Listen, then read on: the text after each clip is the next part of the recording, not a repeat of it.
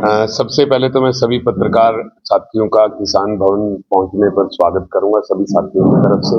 आज की पत्रकार वार्ता का केवल एक ही मुख्य मुद्दा है। इंडिया गठबंधन की तरफ से कुरुक्षेत्र लोकसभा के उम्मीदवार बड़े भाई सुशील गुप्ता जी को कैंडिडेट बनाया गया है, जिसमें पूरी लोकसभा से चाहे वो कांग्रेस पार्टी के साथी हो चाहे आम आदमी पार्टी के साथी हो, मिलकर बड़ी मजबूती से चुनाव लड़ेंगे और ये सीट जीतकर गठबंधन की झोली में डालेंगे। इस तरीके से मजबूती देखते हैं हम 9 हल्के सुक्षेत्र लोकसभा में आते हैं, दिन काफी कम रह चुके हैं। कम तो नहीं कह सकते, दिन कम रहते हैं। हमारा कैंडिडेट सबसे पहले डिक्लेयर हुआ और सबसे पहले गुप्ता जी ने बड़ी स्पीड से पिछले 3 दिन में ही चुनाव की तैयारी शुरू कर दी है। लगभग एक बार तो वो सभी विधानसभाओं में मेन सभी साथियों के पास जा भी आए हैं। तो आप आने वाले 2, 4, 5 दिन में देखेंगे, चाहे वो दफ्तर का शुभारंभ हो, चाहे वो गांव में, शहर में प्रोग्रामों का शुभारंभ हो, लोगों से जुड़ने का शुभारंभ हो, आपको बड़ी अच्छा और बड़ी जल्दी से मजबूती से नजर आएगा। रणदीप सुरजेवाला कब दिखाई देंगे? वो कर्नाटक के राज्यसभा के चुनाव की वजह से बेंगलोर थे, कल वापस दिल्ली आ चुके हैं। अगले 2-3 दिन में ही एक बड़े स्तर पर कार्यकर्ता सम्मेलन करके गुप्ता जी को साथ लेकर उसमें कैथल विधानसभा का, और कैथल विधानसभा का नहीं, संपूर्ण कैथल जिले की चारों विधानसभाओं का एक चुनाव का बिगुल बजाया जाएगा, शुभारंभ किया जाएगा। जी गुप्ता जी, क्या कुछ कहना चाहेंगे? आज किसान भवन पहुंचे हैं।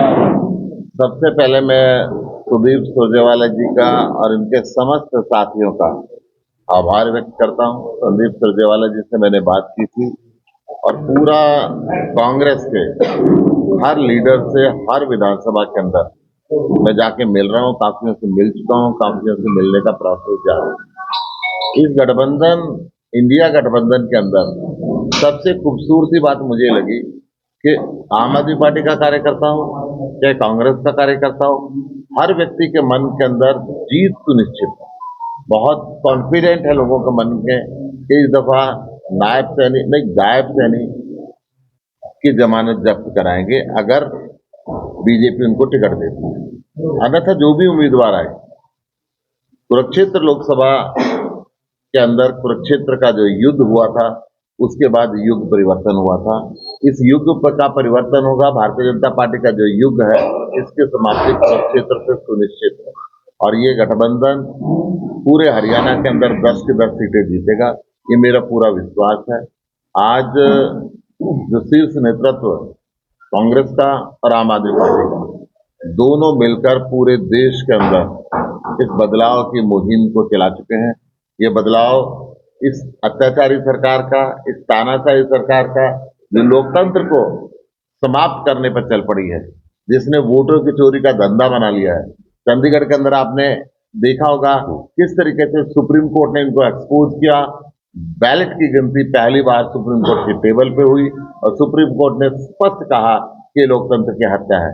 जिस प्रकार विपक्षी नेताओं को ये जेल के अंदर डालती है, फर्जी केस बनाती है, कोई कन्विक्शन इनकी हो नहीं पाती है और बीजेपी के अंदर जो चला जाए वो इनकी वॉशिंग मशीन में जाकर दूध का धोया हो जाता है।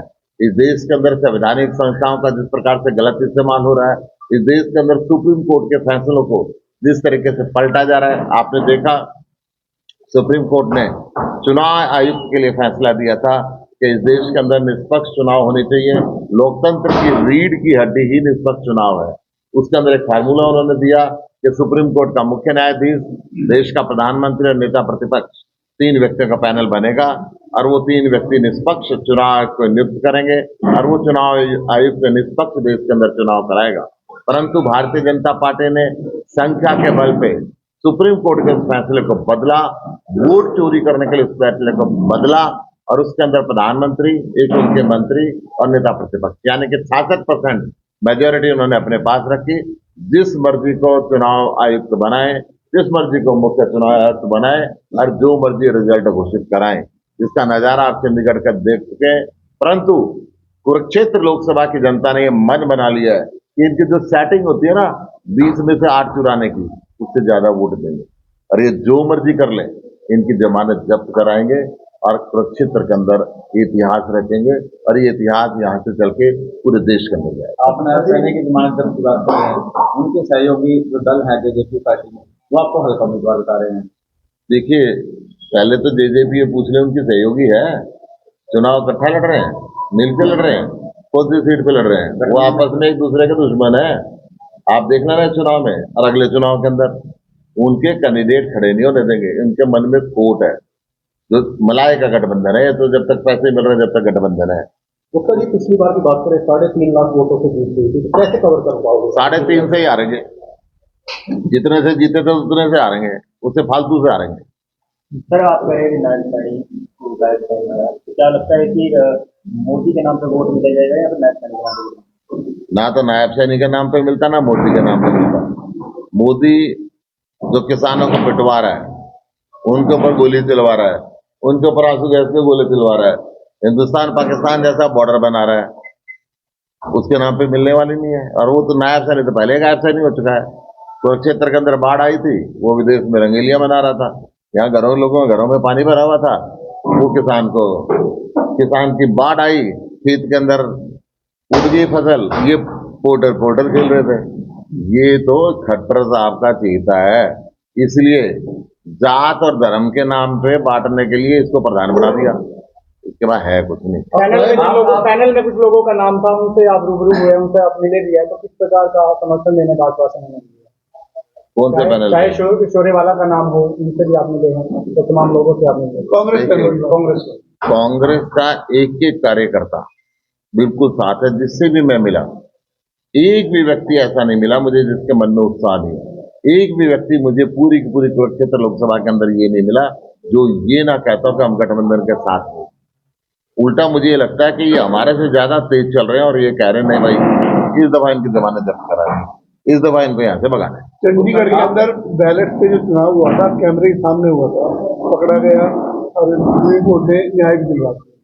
अब से ईवीएम चोरी क्या करोगे? ये जो वोट चोर हैं, वोट चोर बीजेपी की वोट चोरी सारे देश की जनता देख चुकी है।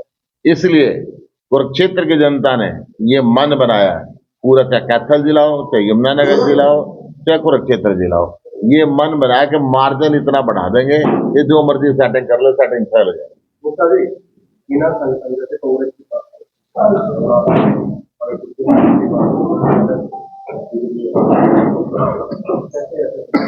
मैं आपको एक बात बता दूं, जब इनकी जमानत जब्त होगी, जब इनके कैंडिडेट एक एक आर्यन डर के भागते जा रहे हैं, तो हमारे संगठन की ताकत को इन्होंने देखा नहीं है।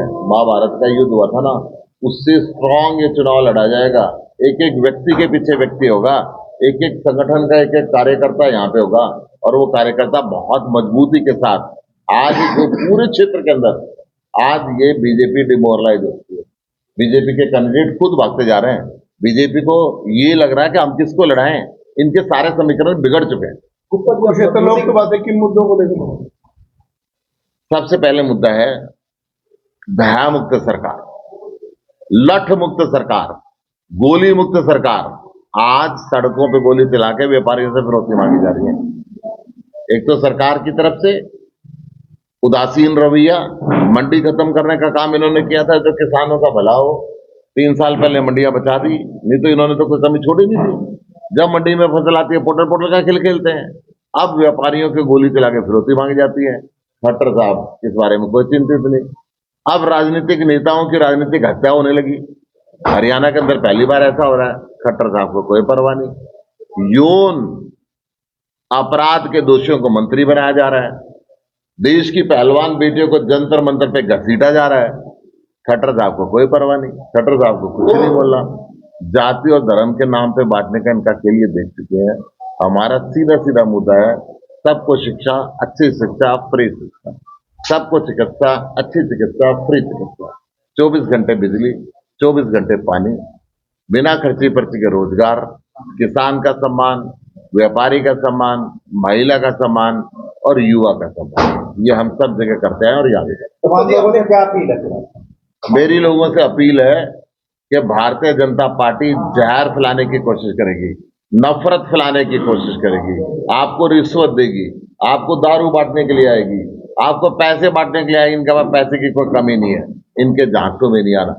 भाई भाई को लड़ना नहीं है, किसी भी तरह के फ्रेब के अंदर नहीं फंसना है। एक बार इनको जबरदस्त धक्का वो धीरे से मारोगे बहुत दूर तक जाएंगे। ऊपर भी आपने कहा कांग्रेस के साथ मजबूती से लड़ेंगे, जैसे अभी मुख्यमंत्री आए थे उन्होंने कहा कांग्रेस अपाहिज हो चुकी है। मुख्यमंत्री जी को बता दूं, अब उनको किसी के नाम का सहारा चलने वाला नहीं है। मुख्यमंत्री जी खुद आज गांव में घुसने की पोजीशन में नहीं है। इस कुरुक्षेत्र लोकसभा की पेवा कॉन्स्टिट्यूएंसी के साथ किसान शुभकरण की गोली मार के मुख्यमंत्री ने हत्या करा दी। क्यों? क्या दुश्मनी थी? किसानों से ऐसी क्या दुश्मनी है? आज एक तरफ पंजाब का मुख्यमंत्री है, वो किसान को शहीद का दर्जा दे रहा है, 1 करोड़ रुपए सम्मान राशि दे रहा है, उसकी छोटी बहन को, उसकी बहन को नौकरी दे रहा है सरकारी, और एक तरफ ये लठ मरवा रहे हैं, एक तरफ ये गोले बरसवा रहे हैं, एक तरफ ये रबड़ पैलेट चलवा रहे हैं। क्यों? ये देश का जनता और देश के लोग देख रहे हैं। चलो धन्यवाद, बहुत बहुत थैंक यू भाई साहब। धन्यवाद।